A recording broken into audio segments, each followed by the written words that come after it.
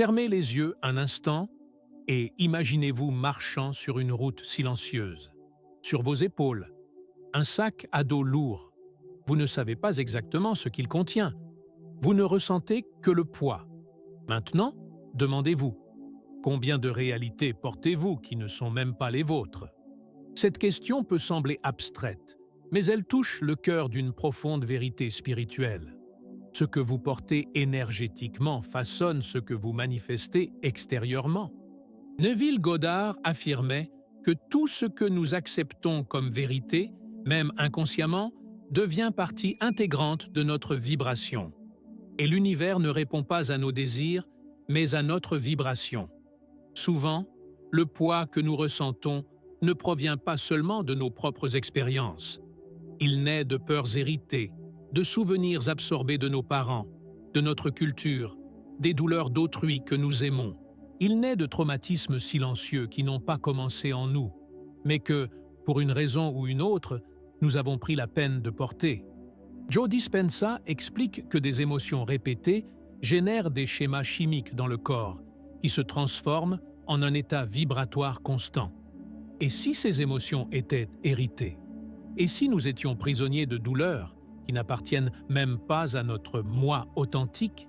C'est ici que commence l'invitation à la conscience. Distinguer le moi véritable du moi conditionné est le début de la libération. La douleur que nous ressentons n'est souvent pas le reflet de qui nous sommes, mais de ce que nous croyons inconsciemment devoir supporter. Pensez à la métaphore du voyageur spirituel chargé. À chaque croyance limitante que vous portez, une pierre est ajoutée à votre sac à dos. Et certaines de ces pierres viennent d'autres personnes, d'attentes, de culpabilité, de rôles que nous avons endossés par amour ou par peur. Mais si vous pouviez ouvrir ce sac à dos maintenant et rendre ce qui n'est pas à vous, peut-être ne vous êtes-vous jamais demandé à qui appartiennent les douleurs que vous ressentez? Cela peut sembler étrange, mais beaucoup des sentiments qui nous accompagnent, la culpabilité, la peur, la rareté, l'anxiété, ne sont pas toujours nés en nous. Ils nous ont été transmis, comme l'écho silencieux d'histoires qui nous ont précédés. Dès nos premières années, nous sommes immergés dans un champ vibratoire qui n'est pas uniquement le nôtre. La manière dont notre famille gérait l'amour, la perte, l'argent, la spiritualité, tout cela nous façonne. Ce sont des programmations émotionnelles héritées, transmises comme des reliques invisibles. Non par malveillance, mais par manque de conscience. Bruce Lipton décrit cela comme un héritage épigénétique émotionnel. Plus puissant que l'ADN, c'est l'influence de l'environnement interne, c'est-à-dire ce que nous ressentons et croyons, qui modèle notre réalité biologique et énergétique. C'est pourquoi nous portons si souvent des douleurs que nous ne comprenons pas. Elles n'ont pas commencé en nous, mais vivent en nous. Ce sont des codes vibratoires stockés dans le subconscient, alimentant des schémas répétitifs qui nous emprisonnent dans le même cycle. Dans le champ quantique, il n'est pas nécessaire qu'un état soit conscient pour qu'il ait un effet. La vibration communique directement avec la réalité, indépendamment de la clarté mentale. Et c'est pourquoi beaucoup manifestent encore la rareté, le rejet, la solitude sans le vouloir. Parce qu'à un certain niveau, ils travaillent sur des douleurs qui ne sont pas les leurs, des douleurs appartenant à l'histoire d'autrui. Nombreux sont ceux qui ressentent la responsabilité émotionnelle de la souffrance de leurs proches, comme si le véritable amour exigeait un sacrifice constant, et que pour alléger la douleur de l'autre, il fallait l'absorber. Mais est-ce vraiment de l'amour ou de la programmation? Porter des douleurs qui ne nous appartiennent pas est l'un des fardeaux les plus silencieux et dévastateurs. Non seulement cela nous déconnecte de notre propre flux, mais cela nous empêche également d'accéder à notre essence véritable. Et peut-être est-ce la raison pour laquelle tant d'entre nous se sentent toujours épuisés, sans savoir exactement pourquoi. Et si votre tristesse n'était pas seulement la vôtre? Et si la peur qui paralyse vos pas avait commencé chez quelqu'un que vous aimez, il y a des décennies? Peut-être est-il temps de regarder tout cela sous un nouveau jour. Il existe un amour qui étouffe, qui emprisonne, qui nous place dans une situation où nous sentons devoir nous sacrifier pour être bons, spirituels, loyaux. Combien de fois vous êtes-vous surpris à porter des douleurs, des culpabilités ou des obligations, simplement pour ne décevoir personne? Dans de nombreux foyers, on nous apprend dès l'enfance que aimer, c'est souffrir ensemble. Que si l'autre souffre, rester en paix serait un acte égoïste. Que nous devons porter ensemble le poids du monde, même si cela coûte la légèreté de notre âme. Pourtant, il existe une différence subtile et profonde entre empathie vibratoire et absorption énergétique. Ressentir avec l'autre n'est pas la même chose que ressentir à sa place. Prendre soin de quelqu'un ne requiert pas de sacrifier sa propre énergie. Neville Goddard nous invite à examiner attentivement ce que nous imaginons, car, bien souvent, en imaginant la souffrance d'autrui, en vibrant sans cesse inquiétude, peur ou culpabilité pour quelqu'un, nous ancrons encore davantage cette réalité. L'intention est d'aimer, mais la fréquence demeure celle de la pénurie, de la douleur, de l'enfermement. Vous êtes-vous déjà senti épuisé en tentant de porter le monde pour quelqu'un? Avez-vous eu l'impression que plus vous aidiez, plus rien n'avançait? Cela survient lorsque nous utilisons l'amour comme une ancre, au lieu d'une passerelle.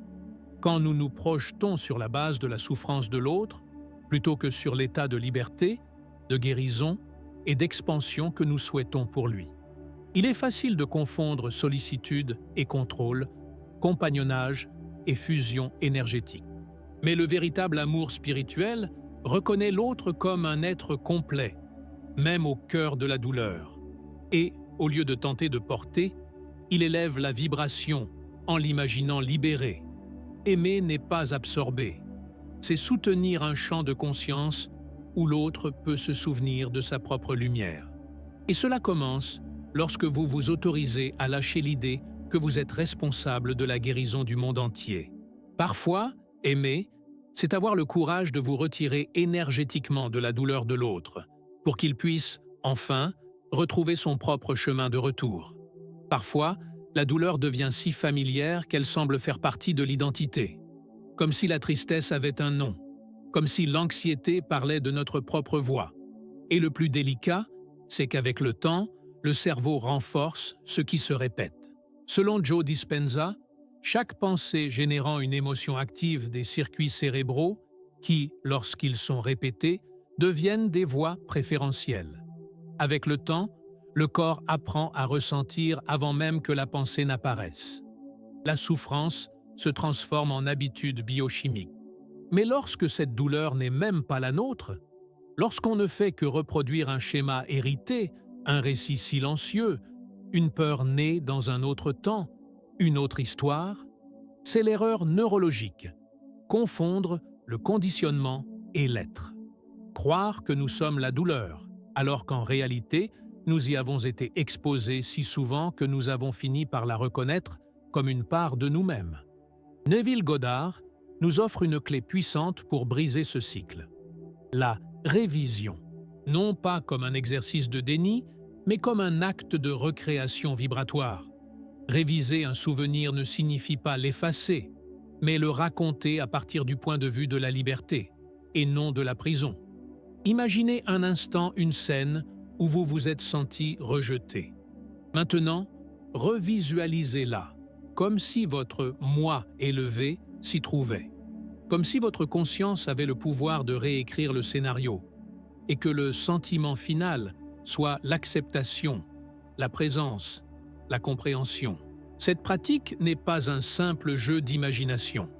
C'est une reprogrammation des voies neurologiques et énergétiques. C'est enseigner au corps qu'il n'a plus besoin de réagir dans la douleur. La neuroplasticité, guidée par l'intention et la fréquence du cœur, peut devenir le pont entre le « moi » conditionné et le « moi » réel. Et c'est là le chemin de la guérison. Rappelez au cerveau qui nous sommes au-delà de la douleur. Vous n'êtes pas le traumatisme. Vous êtes la conscience qui l'a survécu. Et qui peut désormais choisir une nouvelle histoire? Combien de fois vous êtes-vous tourné vers l'intérieur en croyant que ce que vous ressentiez était entièrement vôtre? La colère sans raison, la tristesse au réveil, l'anxiété sans nom. Mais, et si tout cela n'était pas vraiment le reflet de votre être? Nous sommes plongés dans un champ collectif de conscience. Gregg Braden et d'autres chercheurs ont démontré qu'il existe une interconnectivité entre nous tous, un champ quantique où émotions, croyances et vibrations se propagent comme des ondes. Tout comme des ondes radio, nous captons ces fréquences sans en avoir conscience. Le problème survient quand nous ne sommes pas centrés sur notre essence. Nous réagissons au monde comme à travers un miroir brisé. Nous reflétons des douleurs qui ne nous appartiennent pas, infiltrées par notre empathie, notre sensibilité et notre ouverture énergétique. Cela est d'autant plus fréquent chez les personnes introspectives, spirituellement ouvertes, qui possèdent le don de percevoir l'invisible. Mais ce don, sans direction, devient un champ vulnérable où l'on absorbe les émotions d'autrui jusqu'à les confondre avec les siennes. Combien de fois avez-vous ressenti la culpabilité, la peur ou l'inadéquation sans savoir d'où cela venait? Combien de fois avez-vous cru qu'il y avait quelque chose de mal chez vous, alors que vous étiez simplement accordé à une vibration collective de rareté, de peur ou de désespoir? Il est essentiel d'apprendre à distinguer ce qui est miroir de ce qui est essence, ce qui est le reflet de l'autre, de ce qui est réellement votre vérité vibratoire. Neville Goddard nous rappelle que la conscience est créatrice. Ce que nous acceptons comme vérité dans notre champ intérieur se manifeste comme réalité externe. Mais accepter comme vérité ce qui vient d'autrui, c'est faire de la place pour une vie qui n'est pas la nôtre. Plus que jamais, il convient de retourner au silence intérieur. La seule manière de savoir ce qui est à nous est de plonger dans la présence, de s'ancrer dans l'instant présent si profondément que tout ce qui est étranger à notre essence perd de sa force. Car ce qui est vérité pour votre âme n'alourdit pas, n'affecte pas, ne confond pas. C'est doux, c'est léger, c'est vous. Il existe une douleur qui naît de l'excès d'amour, une douleur silencieuse, souvent inaperçue, mais qui ronge de l'intérieur. C'est la douleur de celui ou celle qui tente de sauver tous ceux qui l'entourent, quitte à sacrifier sa propre paix. Combien de fois avez-vous eu l'impression de devoir aller bien pour que les autres ne s'effondrent pas? Devoir porter la tristesse de quelqu'un, soulager la souffrance d'autrui, maintenir l'harmonie même si cela signifiait avaler vos propres larmes? Cet élan ne naît pas toujours de l'arrogance, mais d'une distorsion spirituelle. La croyance silencieuse qu'aimer, c'est souffrir ensemble. Qu'être bon, c'est se sacrifier. Qu'être spirituel, c'est porter les fardeaux des autres. Mais c'est un piège énergétique. Joe Dispenza et Neville Goddard, chacun à leur manière, soulignent que l'on ne peut pas transformer l'autre à travers la douleur. On ne guérit pas quelqu'un en souffrant pour lui, car la souffrance ne transforme pas.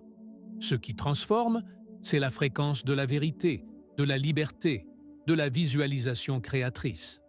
Quand vous entrez dans la souffrance pour quelqu'un, votre vibration baisse, votre champ se referme. Et, paradoxe, vous n'allégez pas la douleur de l'autre, vous vous enfoncez avec lui. L'intention peut être aimante, mais la vibration reste celle de la pénurie. Neville enseigne que la seule manière réelle de changer une personne est de l'imaginer dans son état de liberté, la visualiser comme si elle était déjà guérie, pleine, en paix. Et cela n'est possible que lorsque l'on lâche le rôle de sauveur pour endosser celui de co-créateur. Votre mission n'est pas de porter tout le monde. Votre mission est de maintenir votre fréquence suffisamment élevée pour que les autres se souviennent qu'eux aussi peuvent s'élever. Ce n'est pas de la froideur, c'est un amour vibratoire mature. Car lorsque vous vous surchargez en tentant de porter le monde dans vos bras, vous oubliez que le monde ne change pas quand vous le retenez, mais quand vous vibrez la vérité que vous désirez y voir. Vous n'êtes pas ici pour sauver tout le monde. Vous êtes ici pour vous souvenir de qui vous êtes. Et être ce rappel vivant, voilà déjà une lumière sur le chemin de beaucoup. Certaines douleurs ne se dissolvent pas avec le temps. Elles demeurent comme des fréquences silencieuses, agissant au fond de l'âme, façonnant nos choix, nos limites, notre vibration. Et peut-être que l'une des plus profondes est celle qu'on n'a jamais pardonnée. Mais pardonner, dans ce chemin de conscience, ce n'est pas oublier, ce n'est pas effacer, ce n'est pas feindre que ça n'a pas fait mal. Pardonner, dans une vision vibratoire, c'est déloger la fréquence du ressentiment de votre champ énergétique. C'est permettre à ce qui vous a blessé de cesser de définir qui vous êtes. Bruce Lipton nous montre que le corps répond directement au champ vibratoire. Les émotions non résolues restent actives dans nos systèmes cellulaires. Et plus nous résistons à les libérer, plus elles s'incorporent à notre biologie. Le pardon vibratoire est donc un acte de libération, non seulement spirituel, mais aussi biologique. Une pratique puissante consiste à visualiser la personne ou la croyance qui vous a fait souffrir en la renvoyant dans le champ universel.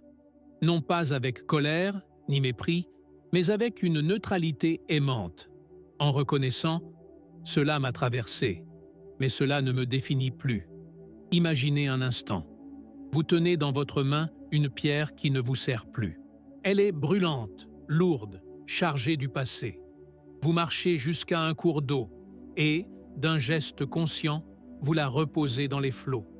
Vous ne la rejetez pas, vous ne la maudissez pas. Vous vous contentez de dire « ce n'est plus à moi ». Voilà la différence entre rejeter et libérer. Rejeter maintient la douleur active, même inversée. Libérer, c'est transmuter. C'est accepter que cette fréquence puisse partir sans culpabilité, sans conflit intérieur. Neville Goddard nous rappelle que le changement survient quand nous adoptons un nouvel état de conscience. Et le pardon, c'est exactement cela. Un changement d'état vibratoire. Un saut silencieux de la douleur à la neutralité, de la colère à la liberté, du ressentiment à l'expansion. Le pardon, à ce niveau, n'est pas un cadeau pour l'autre. C'est un cadeau pour soi-même. C'est la clé qui ouvre la porte de l'âme emprisonnée pour enfin l'inviter à revenir chez elle. Il arrive, sur le chemin spirituel, un moment où comprendre la douleur ne suffit plus. Il faut la réécrire. Non pas par déni, mais en pleine conscience. Car chaque fois que vous ravivez une souffrance, votre corps l'assimile à une vérité. Et l'univers répond à la vibration que cela génère. Joe Dispenza affirme que le cerveau ne distingue pas le réel de ce qui est intensément imaginé. L'émotion que vous ressentez en évoquant un souvenir négatif suffit à créer une chimie interne qui ravive d'anciens schémas. Mais l'inverse est vrai. En créant une nouvelle image chargée d'émotions élevées, vous commencez à reprogrammer le corps et le champ. Inspiré par cet enseignement et en écho aux préceptes de Neville Goddard, voici une pratique en 3 étapes. Observer, réexaminer, réimaginer. Observer, c'est le point de départ. Vous reconnaissez, avec présence, le schéma qui réapparaît. La tristesse soudaine, la réaction automatique, la croyance qui dit « tu n'es pas assez ». Sans jugement, limitez-vous à constater. Réexaminez-vous, plongez dans le souvenir ou l'émotion, mais avec une nouvelle perspective. Un regard conscient et aimant. C'est comme revisiter cette scène du passé avec les yeux de votre moi élevé. Vous notez ce que vous avez ressenti, ce que vous avez pensé, et comment vous auriez pu ressentir autrement. Vous ne réécrivez pas le passé, vous en redéfinissez la place en vous. Réimaginer, c'est le tournant. Vous choisissez une nouvelle image, une nouvelle sensation, une nouvelle fréquence. Prononcez ce que vous n'avez jamais osé dire, recevoir un câlin qui n'a jamais eu lieu, incarner la version de vous-même qui avance, légère et confiante. Cette pratique ne requiert pas des heures, mais de l'intention. Plus vous la répétez, plus votre corps apprend un nouveau circuit chimique, émotionnel et vibratoire. Un nouveau scénario intérieur se met en place et, avec le temps, le monde extérieur suit le mouvement. Car l'univers n'écoute pas vos mots, mais votre vibration. Et quand celle-ci change, tout change. Et si vous vous accordiez quelques minutes chaque jour, pour ce rendez-vous avec ce que vous voulez réellement vivre. Peut-être que maintenant, après avoir parcouru tout cela, vous ressentez quelque chose de différent. Ce n'est pas une réponse toute faite. C'est un soulagement subtil, comme si quelque chose commençait à se détacher en vous. Un poids, peut-être. Une histoire qui n'a plus besoin de se répéter. Bruce Lipton nous rappelle que l'épigénétique émotionnelle est plus puissante que l'ADN. L'environnement interne, c'est-à-dire vos pensées, vos croyances, vos émotions, a le pouvoir de reconfigurer votre biologie, votre énergie et même le cours de votre vie. Et c'est ce qui rend la libération à la fois profondément spirituelle et profondément biologique. Lorsque vous changez votre vibration, vous modifiez votre corps, vous modifiez votre champ, vous modifiez la réalité. Pensez à la métaphore du vêtement énergétique emprunté. Pendant des années, vous avez peut-être porté des croyances qui n'étaient pas les vôtres. Je ne suis pas suffisant. Je dois prendre soin de tous pour être aimé. Il est trop tard. Ces habits, bien que familiers, n'ont jamais été votre véritable peau. Vous pouvez choisir, dès maintenant, de les enlever. Non pas dans la précipitation, ni avec violence, mais avec présence. Avec respect pour votre histoire. Avec gratitude pour les enseignements reçus. Et alors, laissez votre essence respirer à nouveau. Neville Goddard disait que vous n'avez pas besoin de changer le monde, juste votre état de conscience. Car, en changeant votre état, vous changez tout autour de vous. La réalité se reconfigure pour refléter la nouvelle vibration. Et peut-être qu'au fond, tout ce que l'univers attendait de vous était ce geste silencieux. Dire « assez » à ce qui n'est pas à vous, et dire « oui » à ce que vous êtes, au-delà de la douleur, au-delà du passé, au-delà des rôles que vous avez portés. Alors, avec honnêteté et douceur, vous pouvez vous demander « qu'ose-je restituer au champ aujourd'hui pour être enfin celui ou celle que je suis vraiment ?» Il ne s'agit pas de devenir quelqu'un de nouveau, mais de revenir à ce qui a toujours été à vous, simplement enfoui sous tant de poids. Votre corps entend tout ce que votre âme murmure, et peut-être qu'à cet instant, elle vous dit « Enfin, nous rentrons chez nous ».